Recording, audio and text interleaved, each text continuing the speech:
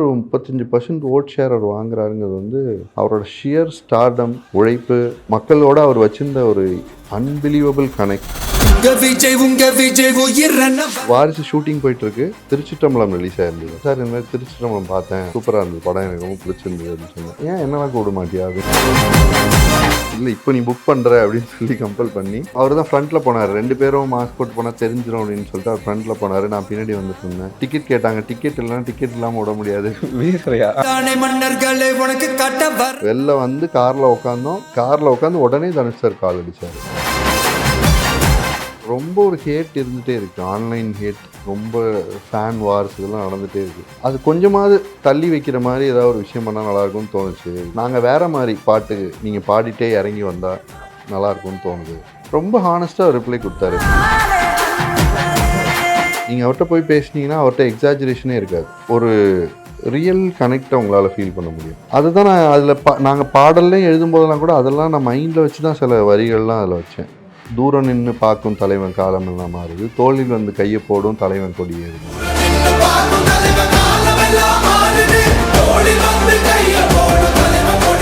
அவர் ரொம்ப அப்சர்வ் பண்ணுவாரா? ஏன்னா சட்டசபையில் வந்து ஸ்டார்டிங் வந்து பேசவே இல்லை, அப்போ நிறைய விமர்சனம் வந்துச்சு, வாயை திறந்த சிஎம். ரொம்ப கீனாக அப்சர்வ் பண்ணுவார். அண்ட் அவர் சைலன்ஸ் வந்து ஒரு பெரிய பவர் அவருக்கு. நீங்கள் அவரால் ஒன்று முடியாதுன்னு நினைப்பீங்க, அந்த நேரம் சைலண்ட்டாக அதை முடிக்கிறதுக்கு என்ன பண்ணுமோ அதை பண்ணி தாண்டி போயிட்டு இருக்காரு. சிஎம் ஜோசப் இருக்காரு, ஒரு 2 லைன் டக்குன்னு சொன்னால் என்ன சொல்லுங்க? உள்ள ஒழிச்ச உயிரே என்னை பிரியாது, எங்கள் மனசில் எழுதி வச்சோம் அழியாது தான் டக்குன்னு ஞாபகம். Max Gold, cash for gold. Call 044-4545-4545. Holidays nale adu namma GT Holidays da. GT Holidays, South India's #1 travel brand. Karthipuram, South India's biggest 200 acres township in Coimbatore. Premium commercial and residential plots. Shooting spot memories, ஏன்னா அது எல்லாமே உங்களுக்கு ஒரு வரலாறு. இனிமேல் உங்களுக்கு வரப்போகிற தலைமுறைக்கு நான் சிஎம் ஜோசப் கூட இருந்தேன் பார்த்தீங்கன்னா, விஜய் சார் கூட இருந்தேன் பார்த்தீங்கன்னா, நீங்கள் சொல்லலாம் நிறைய கதைகள் இருக்குது. இப்போ அதில் எனக்கு ஒரு பியூட்டிஃபுல் மெமரிஸ் மட்டும் ஷேர் பண்ணுங்கள் சார். டக்குன்னு கேட்டால் 2 ஞாபகம் வருது. 2மே ரொம்ப ஸ்பெஷல் மெமரி. மற்ற ஆக்டர்ஸ் அவர் எப்படி பார்க்குறாரு அப்படிங்கிறதுக்கானது 2மே. ஃபர்ஸ்ட் திங், நான் வந்து வாரிசு ஷூட்டிங் போயிட்டுருக்கு. ஷூட்டிங் முடிச்சுட்டு நைட்டு வந்து நான் ஷோ போகிறேன். திருச்சிற்றம்பலம் ரிலீஸ் ஆயிருந்தேன். திருச்சிற்றம்பலம் படம் பார்த்துட்டு திரும்ப அடுத்த நாள் காலைல ஷூட்டிங் ஸ்பாட் போகிறேன். போயிட்டு சார்கிட்ட வந்து, சார் இந்த மாதிரி திருச்சிற்றம்பலம் பார்த்தேன், சூப்பராக இருந்தது படம், எனக்கு ரொம்ப பிடிச்சிருந்தது அப்படின்னு சொன்னேன். நான் அப்போ வந்து நான் எழுதியிருந்தேன் அந்த படத்தில் ஒரு பாட்டு எழுதியிருந்தேன். அதனால் நான் நைட்டு உடனே போய் பார்த்துடணும், ஒரு டீம் பேசுவோம்ல நம்ம, அதுக்காக நான் போயிருந்தேன். அடுத்த நாள் காலைல போய் ஷூட்டிங் போக சொன்னேன். எப்போ போய் பார்த்தேன் நீ அப்படின்னாரு. நான் நைட்டு போனேன் அப்படின்னு. ஏன் என்னெல்லாம் கூட மாட்டியா அப்படின்னு. சார் எப்படி சார், அங்கே நான் போனதுக்கே ஹைதராபாத் தானாலும் அங்கே தமிழ் தெரிஞ்சவங்க தானே இப்போ அந்த படத்துக்கு வர போகிறாங்க. ஸோ எனக்கே கொஞ்சம் சிரமம் இருந்தது சார். ஃபோட்டோஸ்லாம் எடுத்தாங்க, உங்களுக்குனா சேஃப்டி இருக்குல்ல சார் அப்படின்னு. அதெல்லாம் ஒன்றும் இல்லை, நீ புக் பண்ணு அப்படின்னாரு. சார் என்ன சார் சொல்கிறீங்க இப்போ அப்படின்னா, இல்லை இப்போ நீ புக் பண்ணுற அப்படின்னு சொல்லி கம்பல் பண்ணி அன்னைக்கு நைட் ஷோக்கு புக் பண்ண வச்சு, மகேஷ் பாபு சாரோட மால் இருக்குல்ல, ஏஎம்பி மால்னு, அதில் நானும் அவரும் போகிறோம் படம் பார்க்குறதுக்கு. எனக்கு ஒரு மாதிரி பக்குன்னு இருக்கு, ஏன்னா ஆட்களும் நிறைய இல்லை. திடீர்னு ஏதாவது க்ரௌடு வந்துச்சுன்னா எப்படி சமாளிக்கிறது. ஏன்னா நான் அதுக்கு முன்னாடிலாம் சம்டைம்ஸ் அவருக்கு பாட்டு எழுதுனதுக்காக அவர் ஆடியோ லான்ச்சுக்கு போகும்போதே அவ்வளோ க்ரௌடுக்கு நடுவில் மாட்டி, அது மகிழ்ச்சி தான். ஆனால் ஒரு பாயிண்ட்டுக்கு மேலே அவங்களுக்கு அங்கே இருக்கிறவங்களுக்குமே சேஃப்டி இஷ்யூ வந்துடும்ன்ற அளவுக்கு பயந்துருக்கோம் நாங்கள். அப்போ இதை எப்படி சமாளிக்கிறது அப்படிங்கிறப்போ அவர் க்ளீனாக பிளான் பண்ணார். இல்லை யாருக்கும் எந்த சிரமம் வராத அளவுக்கு நான் பார்த்துக்கிறேன் அப்படின்னாரு. அதே மாதிரி ஒரு கேப் போட்டிருந்தாரு, ஒரு மாஸ்க் போட்டிருந்தாரு. அவர் பழக்கம் இருக்கும் போல் அது மாதிரி டிடெக்ட் பண்ணாத மாதிரி போகிறது. ஸோ க்ளீனாக அவரை போயிட்டு 2 பேரும் ஒன்றா போனோம். எனக்கு ரொம்ப ஒரு சின்ன கவலை இருந்தது. அவரை தள்ளிட்டு போயிட்டு இருந்தாங்க கொஞ்சம் பேர். அண்ட் அவர் போய் டிக்கெட், அவர் தான் ஃப்ரண்ட்டில் போனார். 2 பேரும் மாஸ்க் போட்டு போனால் தெரிஞ்சிடும் அப்படின்னு சொல்லிட்டு அவர் ஃப்ரண்ட்டில் போனார். நான் பின்னாடி வந்துட்டு இருந்தேன். டிக்கெட் கேட்டாங்க, டிக்கெட் இல்லைன்னா டிக்கெட் இல்லாமல் விட முடியாது அப்படின்னாங்க. அங்கே பின்னாடி இருக்குது டிக்கெட் அப்படின்னாரு. அவங்களுக்கு தெரியாது, யாராக இருந்தாலும் அவங்க வேலையை அவங்க கரெக்டாக பண்ணுறாங்க. பட் டிக்கெட் பின்னாடி இருக்குது அப்படின்னு கை காமிச்சார். அப்புறம் நான் போய் டிக்கெட்டை கொடுத்தேன். அவர் கொஞ்சம் உள்ளே போனோன்னே அந்த என்டையர் ஹாலில் விஜய் சாரோட அவங்க எல்லாரும் படம் பார்த்துட்டு இருக்காங்க. அவங்களுக்குலாம் தெரிஞ்ச எவ்வளோ ஹாப்பினஸ் இருக்கும்ல, ஆனால் அதை காட்டவும் முடியாது எங்களால். அப்படின்னா அந்த படத்தை அப்புறம் ஜெகதீஷ் வந்தார். வந்து 3 பேரும் அந்த படத்தை பார்த்துட்டு வெளில வந்து காரில் உட்காந்தோம். காரில் உட்காந்து உடனே தனுஷ் சார் கால் அடிச்சார். படம் ரொம்ப நல்லா இருந்தது, நல்லா பண்ணியிருந்தீங்கன்னு சொல்லி பேசினாரு சார். தனுஷ் சார் ரொம்ப ஹாப்பியானார். ஃபோன் பண்ணணும்னு இல்லைல்ல, பண்ணணும்னு தோன்றது இருக்குல்ல. ஸோ ஆல்வேஸ் மற்ற ஆக்டர்ஸ் கூடயும் ரொம்ப நல்ல ரேப்போ என்கரேஜிங்காக இருக்கிறது, அது எனக்கு பயங்கர வியப்பாக இருந்தது அவர் பார்க்கும்போது. அண்ட் இன்னொரு அக்கேஷன் ஒரு செம்ம விஷயம் அது. என்னென்னா, நீங்கள் வாரிசு படம் பார்த்துருந்தீங்கன்னா அதில் ஒரு பாயிண்டில் ஒரு மாடிப்படியிலேருந்து கீழே இறங்கி வருவார். கீழே இறங்கி வரும்போது ஸ்டவ் மேலே கடாயி அந்த பாட்டை பாடிட்டே கீழே இறங்கி வருவார். அந்த இடத்துக்கு என்ன பாட்டை அவர் பாடிட்டே வரலாம், ஒரு சின்ன லீட் மாதிரி தேவைப்படுது. அவர் ஜாலியாக வந்துட்டுருக்காரு, வரும்போது ஹீரோயினை பார்க்குறாரு ஃபஸ்ட் டைம் அப்படிங்கிறதுக்கு ஏதோ ஒரு பாட்டு தேவைப்பட்டுச்சு. அப்போது நான் போய் சார்கிட்ட கேட்டேன். திடீர்னு தோணுச்சு, கேட்கலாமான்னு ஒரு தயக்கம் இருந்தது. சரி கேட்போம் சார்கிட்ட அப்படின்ட்டு. சார் ரொம்ப ஒரு ஹேட் இருந்துகிட்டே இருக்குது, ஆன்லைன் ஹேட், ரொம்ப ஃபேன் வார்ஸ் இதெல்லாம் நடந்துகிட்டே இருக்குது. அது கொஞ்சமாவது தள்ளி வைக்கிற மாதிரி ஏதாவது ஒரு விஷயம் பண்ணால் நல்லாயிருக்கும்னு தோணுச்சு. இது வந்து நம்ம கேபிட்டலைஸ் பண்ணிக்கணுன்ற ஃபீல்டெல்லாம் இல்லை சார். ஹானஸ்ட்டாக இதுலேருந்து கொஞ்சம் விலகி இருங்களேன் எல்லாரும்னு ஒரு பெரிய ஸ்டார் சொன்னால் நல்லாயிருக்கும்னு தோணுது சார். ஸோ நாங்கள் வேறு மாதிரி பாட்டு நீங்கள் பாடிட்டே இறங்கி வந்தால் நல்லாயிருக்கும்னு தோணுது சார். நாங்கள் வேறு மாதிரிங்கிறது ஒரு குரூப்பாக ஒரு ஃபீல் ஆகுதுல்ல, அதை வந்து அவரே விஜய் சாரே பாடும்போது நாங்கள் வேறு மாதிரி அப்படின்னு சொல்லும்போது செமையாக இருக்கும்ல அப்படின்னு தோணுச்சு. ஸோ நான் கேட்டேன் சார்கிட்ட, சார் அப்படி பண்ணலாமா அப்படின்னு சொல்லிட்டு. ரொம்ப ஹானஸ்ட்டாக ரிப்ளை கொடுத்தாரு. இப்போ பண்ணுறேன் பண்ணல இப்படி சொல்லுவாங்க, நீங்கள் முடிவு பண்ணி சொன்னீங்கன்னா நான் பண்ணுறேன்ப்பா, ஓகே தான் அப்படின்னாரு. அந்த மினிட்டு யோசிக்கலாம் இல்லை, இது யோசிச்சா சரியா இருக்குமா, கரெக்ட் எப்படி போய் சேரும், இதை பற்றியெல்லாம் எதுவுமே இல்லை. நீ சொன்னால் நான் பண்ணுறேன் அப்படின்னாரு. ஏன்னா நீ தான் டிசைட் பண்ணுற, நீ சொன்னால் நான் பண்ணுறேன் அப்படின்னாரு. அப்போ எனக்கு இருந்தது, யோசிச்சு பாருங்க, அவர் அந்த பாட்டை பாடிட்டு அவர் இறங்கி வந்தா அப்படின்னு யோசிச்சு பாருங்க இருந்தது. அப்புறம் நான் டைரக்டர்கிட்ட போய் டிஸ்கஸ் பண்ணேன், சரி இது மாதிரி இருக்கலாம்ன்ட்டு. டைரக்டர் என்ன சொன்னார், அது வந்து ஹீரோயினை இன்ட்ரடியூஸ் பண்ணுற சீனாக இருக்குது எனக்கு, இது வந்தால் டாக்கிங் பாயிண்ட்டாகவே இதுவாக தான் இருக்கும், அந்த சீனியை மொத்தமாக அந்த விஷயம்தான் ஆக்கிரமிக்கும், அதனால் ஹீரோயின் என்ட்ரியே கொஞ்சம் கீழே போனாலும் போயிடும்னு தோணுது அப்படின்னாரு. ஐ ஃபெல்ட் ஆமாம் ஃபேர் இனஃப், கதைக்கு அது ஆமாம் கொஞ்சம் ஓவர்வெல்மிங்காக இருக்க வாய்ப்பு இருக்குது, அதனால் அப்புறம் வேணான்னு விட்டோம். அப்புறம் தான் இந்த பாட்டை சொன்னேன்னா, சரி இந்த பாட்டை என்ன பாடலாம். அண்ட் இதில் எங்களுக்கு இன்னொரு அட்வான்டேஜும் இருந்தது, வளர்ந்து வர்ற கலைஞரோட ஒரு பாட்டு பாடும்போது அவங்களுக்கு ஒரு ஹாப்பினஸ் இருக்குது அதில். ஸோ இந்த பாட்டை என்ன பாடலாம் அப்படின்னு அப்புறம் ஒரு ஆப்ஷன் கொடுத்தோன்னே பார்த்துப்போம். எலெக்ஷன் முன்னாடி வரைக்கும் அரசியல் விமர்சகர்கள் என்ன சொன்னாங்க அப்படின்னா, ஜெயிக்க முடியாதுப்பா, என்ன இவ்வளோ பெரிய 2 கட்சியெல்லாம் வந்து தாண்டி ஜெயிக்கணும்னா ரொம்ப கஷ்டம்ப்பா, என்ன 5 தொகுதி 6 தொகுதி வாங்குவார், இல்லை கமல் சார் மாதிரி வந்து போயிடுவார், இந்த மாதிரி தான் வந்து நிறையா சொல்லிட்டுருந்தாங்க. அப்படிப்போ 108 அப்படிங்கிறப்போ திடீர்னு ஒரு நம்பர், பெரிய நம்பர் வருது. உங்களுக்கு எவ்வளோ ஷாக்காக இருந்துச்சு, உங்களுக்கு ஒரு கான்ஃபிடன்ஸா, ஓகே இவர் எப்படின்னா அடிச்சு வர மாதிரி கான்ஃபிடன்ஸ் இருந்துச்சு அவங்களுக்கு? இல்லைங்க, ரொம்ப ஆசை வந்து அளவுக்கு அதிகமாக இருந்தது, நம்பிக்கையும் இருந்தது. ஒரு மாதிரி இவரோட நம்ம மக்கள் கனெக்டை நம்ம பார்த்துருக்கோங்க. பட் யாரெல்லாம் நம்பர் ஷுவராக சொல்ல முடியும், எல்லாருக்குமே வந்து ஒரு வியப்பு இருக்கும்ல.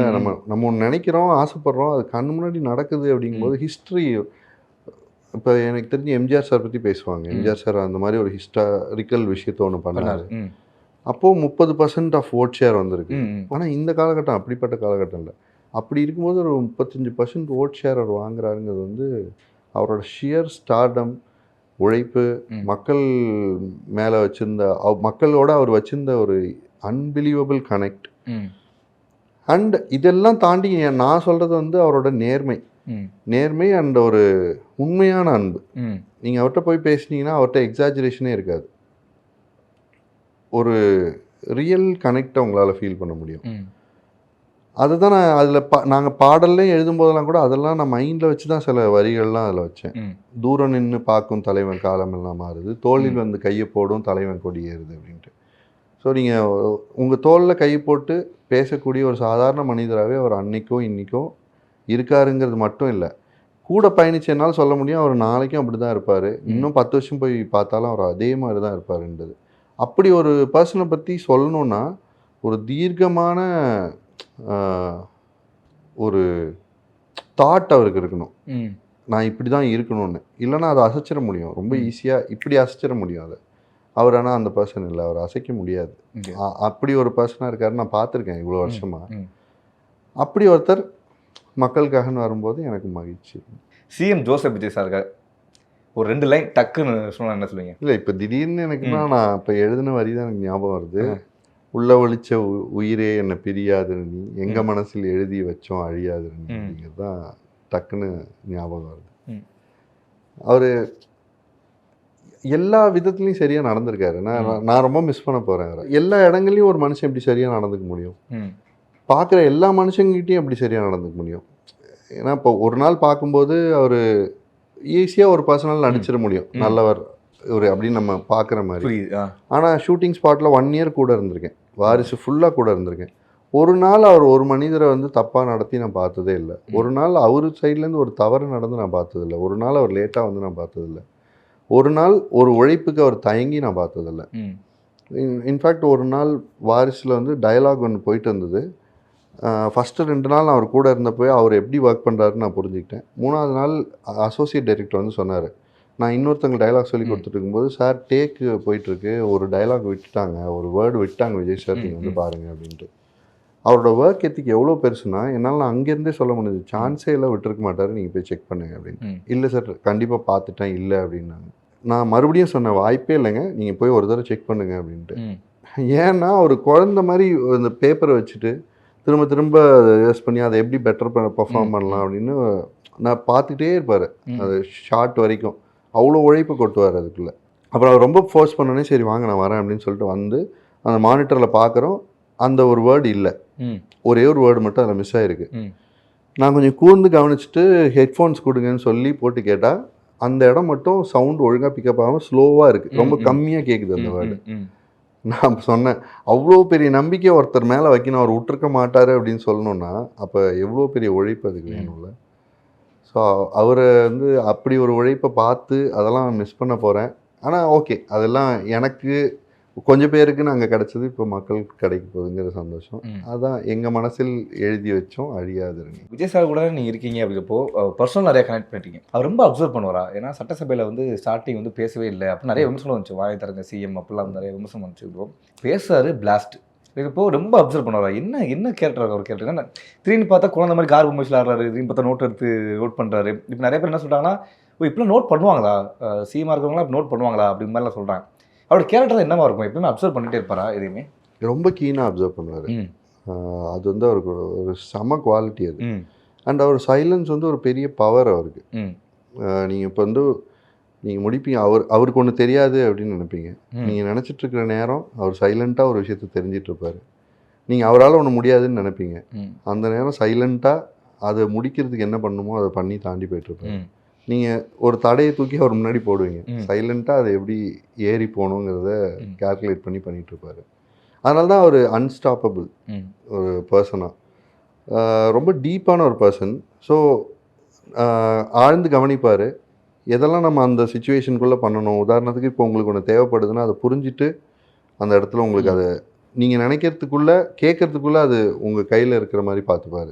என்னோட நம்பிக்கையுமே கூட சொல்லோட செயல் ரொம்ப முக்கியன்றது அதை அவர் பண்ணி காட்டிகிட்டு இருக்காருல்ல. இப்போ உதாரணத்துக்கு இன்னும் நான் மலைவாழ் கிராமத்தில் ஒரு தடவை ரொம்ப முன்னாடி சொல்கிறேன், நான் வந்து ஒரு 15 வருஷம் முன்னாடி போய் தங்கினப்போ ஒரு ஃபேமிலி இருந்தாங்க, அவங்கள்ட்ட பேசிகிட்டு இருந்தப்போ அவங்க அப்பா இறந்துட்டாங்கன்னு சொன்னாங்க. எதனால் இறந்தாங்க அப்படின்னா ஃபீவர் அப்படின்னாங்க. என்னங்க ஃபீவருக்கு இறந்துருவாங்களா? இப்போ ஏதோ பாம்பு கடி இறந்துட்டாங்கன்னா புரிஞ்சிக்க முடியுது, ஃபீவருக்கு இறந்துட்டாங்கன்னா ஏன் அப்படின்னா அந்த ஃபீவர் வந்ததுன்னா அவங்கள பக்கத்தில் உடனே கொண்டு போய் சேர்க்குற வந்து மருத்துவமனை வசதி அங்கே இல்லை, கொஞ்சம் கீழே இருக்குது. அங்கே போய் சேரணும்னா பஸ் இல்லை அந்த ஊருக்கு. அங்கேருந்து போய் சேரணும், பஸ் இருக்கிற இடத்துக்கு போகணுன்னாலே அவரை தூக்கிட்டு ரொம்ப தூரம் நடக்கணும், இல்லை அவர் இறங்கி வரணும் அந்த உடம்பு சரியில்லாத தன்மையோட. அப்போ அப்படி இருக்கிற ஒரு கிராமத்துக்கு ஒரு பஸ்ஸு போய் சேருதுன்னா கர்ப்பிணி பெண்களை யோசிச்சு பாருங்கள், வயதானவர்களை யோசிச்சு பாருங்கள், உடம்பு முடியாதவங்களை யோசிச்சு பாருங்கள். ஒரு பிக்கெஸ்ட் சர்வீஸில் அந்த மாதிரி ஏதாவது ஒன்று பண்ணிட்டா கூட போதும் ஒரு அரசுன்னு நமக்கு தோணும்ல. அது நல்ல விதமாக ஆரம்பிச்சிருக்கு. எனக்கு அவரை தெரியுங்கிறனால ரொம்ப நல்லபடியாக அது போகணும்னு நான் நினைக்கிறேன்.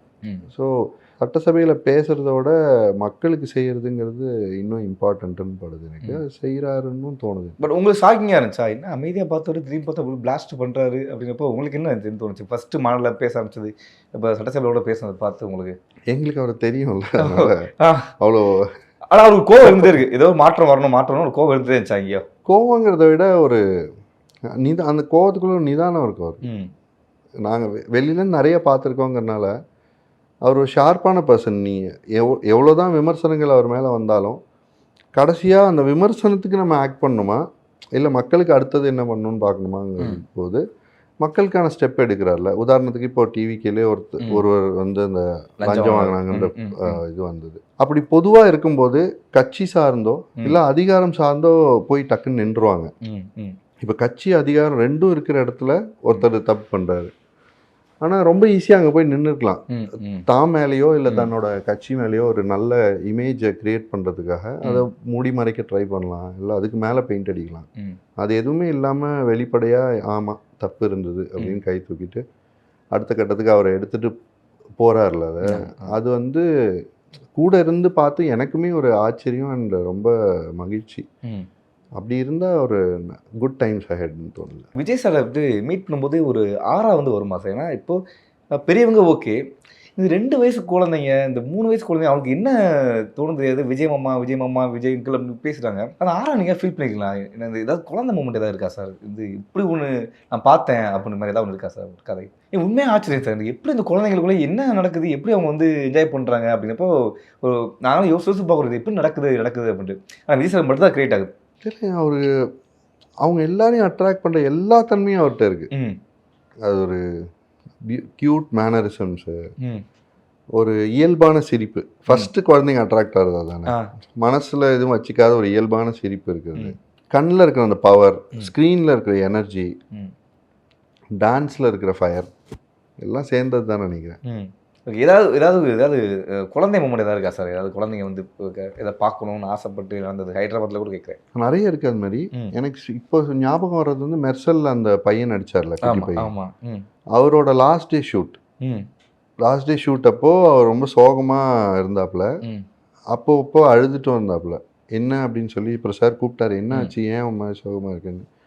இல்லை லாஸ்ட் டே ஷூட், இனிமேல் நான் அவங்கள பார்க்க மாட்டேன்ல அப்படின்னு சொல்லி. ஏன்னா ரொம்ப நல்லாயிருக்கும் அந்த செட்டு. நான் அப்பப்போ போயிருக்கேன் மெர்சல் செட்டுக்கு. சொன்னப்போ ஃபீல் பண்ணாரா, வேணும்னா நம்ம பார்க்கலாம், நீ எப்போ வேணாலும் சொல்லு நம்ம பார்க்கலாம் அப்படின்னாரு. அப்புறம் ஐம் கோனா மிஸ் யூ அப்படின்னாரு. பையன் அப்படியே பார்த்துட்டு இருந்தாப்புல.